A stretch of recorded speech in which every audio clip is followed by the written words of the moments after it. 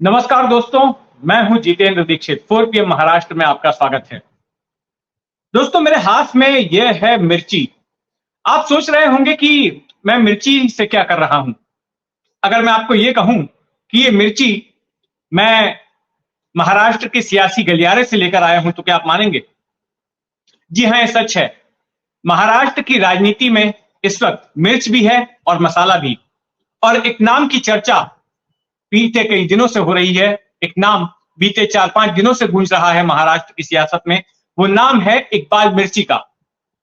तो आखिर इकबाल मिर्ची का महाराष्ट्र की राजनीति से क्या लेना देना है, यह हम समझेंगे। इकबाल मिर्ची कौन है उसके बारे में मैं आपको बताऊंगा।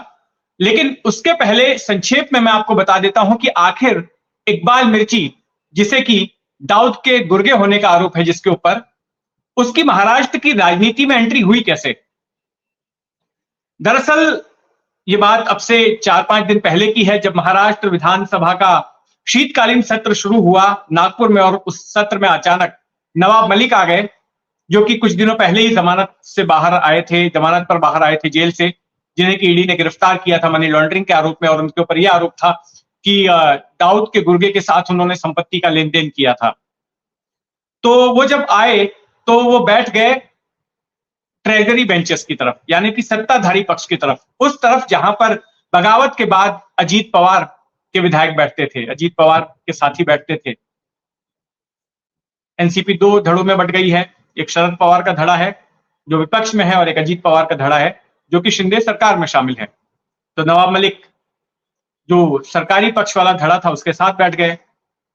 अब इस बात पर जो विपक्षी नेता है कांग्रेस के अंबादास दानवे, उन्होंने चुटकी ली और उन्होंने कहा, फडणवीस की तरफ इशारा करते हुए, कि अब क्या हुआ? अब नवाब मलिक आपके लिए अपराधी नहीं है, देशद्रोही नहीं है। आप तो बड़ा बवाल मचा रहे थे इनके नाम का कि ये दाऊद के आदमी है। अब जब वो सत्ताधारी पक्ष में आ गए हैं तो क्या हुआ? सब कुछ धुल गया। तो इसके बाद फडणवीस बड़े तमतमाए और उन्होंने एक धमकी भरा खत लिखा अजीत पवार को। हालांकि दोनों ही एक ही सदन में बैठते थे, अगल बगल में बैठते थे, आमने सामने भी बात हो सकती थी। आमने सामने नहीं होती तो बाद में फोन पे बात कर लेते। लेकिन देवेंद्र फडणवीस ने खत लिखा और उसको सार्वजनिक कर दिया। खत की भाषा धमकाने वाली थी और उन्होंने अजीत पवार से कहा कि नवाब मलिक को मत लेना, उसके ऊपर देशद्रोह का आरोप है। अगर वो बरी हो जाते हैं तो ठीक है, आप उनका स्वागत कीजिए, लेकिन अगर आप ऐसा अभी करेंगे तो महायुति में बाधा आ सकती है। तो इस पर काफी बवाल हुआ फडणवीस के इस खत पर। और इसके बाद में संजय राउत का पहले बयान आया और फिर उद्धव ठाकरे ने भी बयान दिया कि इनको नवाब मलिक से तो परहेज है फडणवीस को, लेकिन दूसरी तरफ प्रफुल्ल पटेल से परहेज नहीं है। प्रफुल्ल पटेल पर भी तो ऐसे ही आरोप है कि उन्होंने भी दाऊद के गुर्गे इकबाल मिर्ची के साथ लेन देन किया। उनके खिलाफ भी ईडी ने मामला दर्ज किया और उनकी प्रॉपर्टी भी जब्त की गई। तो एक तरफ जब प्रफुल्ल पटेल वही काम करते हैं और अजीत पवार की पार्टी में रहते हैं तो वो चल जाता है, लेकिन नवाब मलिक जब वही करते हैं, उनके ऊपर वैसे आरोप लगते हैं, तो आप धमकाते हैं कि नवाब मलिक को साथ में मत लेना। ऐसा क्यों? अच्छा, इसके बाद बीजेपी की तरफ से भी पलटवार हुआ।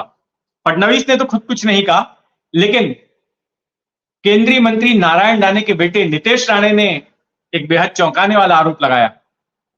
नितेश राणे ने कहा कि ये उद्धव ठाकरे बात कर रहे हैं इकबाल मिर्ची की, ये तो लंदन में डिनर करते हुए देखे गए इकबाल मिर्ची के साथ में, और ये क्यों विरोध कर रहे हैं? ये तो साथ में डिनर करते हुए पाए गए थे।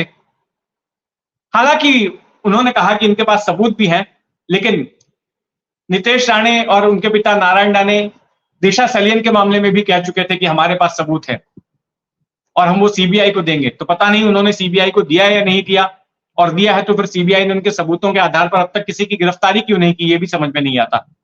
खैर, तो हम बात कर रहे हैं इकबाल मिर्ची की। तो इस तरह से कुछ एंट्री हुई इकबाल मिर्ची की। इकबाल मिर्ची का असली नाम है मोहम्मद इकबाल मेमन। और उसको इकबाल मिर्ची इसलिए कहते हैं क्योंकि उसका पारिवारिक कारोबार था मिर्च मसाले बेचने का, उसके परिवार का धंधा था। लेकिन इकबाल मेमन को वो काम पसंद नहीं था, वो उस कारोबार में नहीं जाना चाहता था, उससे नहीं जुड़ना चाहता था।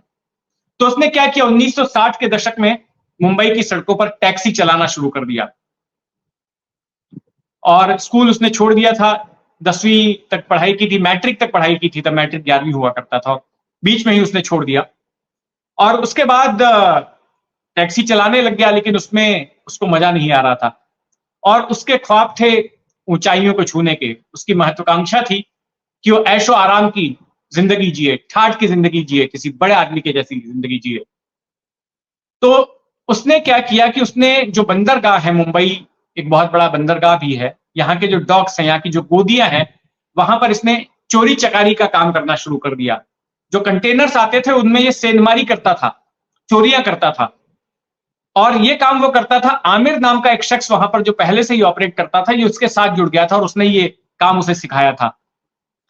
धीरे धीरे ये आमिर से भी बड़ा चोर बन गया, आमिर से भी बड़ा इसका कामकाज हो गया, और इसने अंतरराष्ट्रीय स्मगलरों के साथ एक नेटवर्क बना लिया। और भारत के अलग अलग ठिकानों पर जहां पे छोटे छोटे यूनिट्स में मैंड्रेक्स वगैरह जैसे ड्रग्स बनते थे, तो इसने उनके स्मगलिंग का काम करना शुरू कर दिया। कुछ को तो मुंबई से ही स्मगल करवाता था, कुछ माल को, कुछ को गुजरात और राजस्थान से स्मगल करवाता था। तो इस तरह से इसने स्मगलिंग की दुनिया में एंट्री मार ली। अब हुआ ये कि ये करोड़ों में खेलने लग गया और इसका कारोबार स्मगलिंग का बड़े पैमाने पर ड्रग्स का चलने लगा।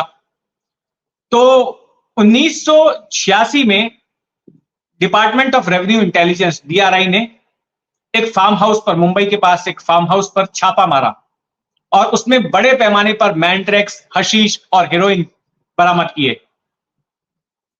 तो यह बताया गया कि ये जो फार्म हाउस था ये इन्हीं का था, इकबाल मिर्ची का। लेकिन जब मामला अदालत में चला तो फिर डीआरआई ये साबित नहीं कर पाई कि वो जो माल है इकबाल मिर्ची का ही, और इकबाल मिर्ची छूट गए।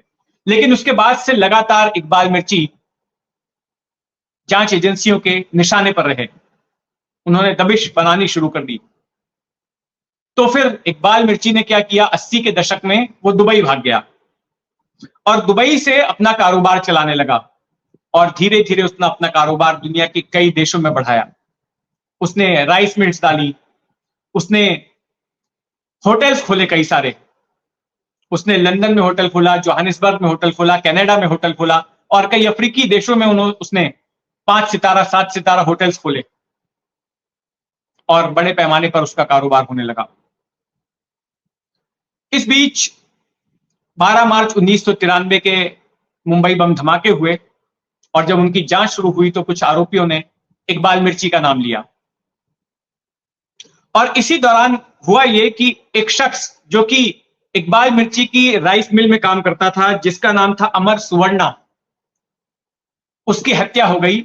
और भारत में पुलिस ने पाया कि हत्या इकबाल मिर्ची ने करवाई थी, क्योंकि इकबाल मिर्ची को शक था कि ये सुवर्णा जो है मुखबिरी कर रहा था उनकी।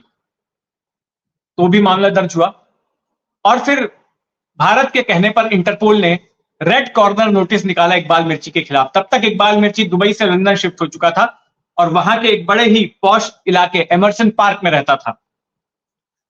तो इस रेड कॉर्नर नोटिस के बाद स्कॉटलैंड यार्ड पुलिस ने उसके घर पर छापा मारा, उसके तमाम प्रतिष्ठानों पर छापा मारा। लेकिन उसके बाद जब स्कॉटलैंड यार्ड को कुछ नहीं मिला तो उसको क्लीन चिट दे दी गई। इस बीच भारत सरकार की ओर से प्रत्यर्पण की कोशिश की गई और जिसको इकबाल मिर्ची ने लंदन की अदालत में चैलेंज किया, जिसमें कि भारत सरकार की हार हुई और उसको भारत नहीं लाया जा सका। इस बीच इकबाल मिर्ची तमाम अखबारों को, टीवी चैनलों को इंटरव्यू भी देता था और कहता था कि मैं दुगना हूं। उसका कहना था कि वो एक कारोबारी है, गुनहगार नहीं है। उसने कहा कि मेरे से 2 गुना है। पहला गुना यह है कि मैं मुसलमान हूं और दूसरा यह कि मैं मुसलमान होते हुए एक सक्सेसफुल बिजनेसमैन हूं और इसीलिए मुझे टारगेट किया जा रहा है। साल 2012 में जिस चैनल स्टार न्यूज में मैं काम करता था, उनकी पत्रकार थी शीला रावल। उनको इंटरव्यू दिया था इकबाल मिर्ची ने और उसमें यह कहा था कि मैं अपनी जन्मभूमि लौटना चाहता हूं, मैं भारत, अपने देश वापस लौटना चाहता हूं। लेकिन उसने कुछ सहूलियतों की मांग की थी जिन्हें कि भारत सरकार ने ठुकरा दिया। और उसके बाद साल भर बाद ही 2013 में हार्ट अटैक से इकबाल मिर्ची की मौत हो गई। इकबाल मिर्ची की दो पत्नियां हैं। एक पत्नी का नाम है हाजरा मेमन और दूसरी का नाम है हिना कौसर। ये जो हिना कौसर हैं, ये के आसिफ की बेटी हैं, वही के आसिफ जिन्होंने की मुगले आजम जैसी ऐतिहासिक फिल्म बनाई। तो ये लंदन में रहती हैं। तो ये कहानी थी इकबाल मिर्ची की, वो इकबाल मिर्ची जिसके ऊपर दाऊद के आदमी होने का आरोप लगा और जिसके नाम की गूंज इस वक्त महाराष्ट्र की राजनीति में हो रही है। तो ये कहानी आपको कैसी लगी, कमेंट बॉक्स में जरूर लिखिएगा, मुझे आपकी राय का इंतजार रहेगा। और अगर आपने अब तक इस चैनल को सब्सक्राइब नहीं किया है तो सब्सक्राइब कर लें। जय हिंद।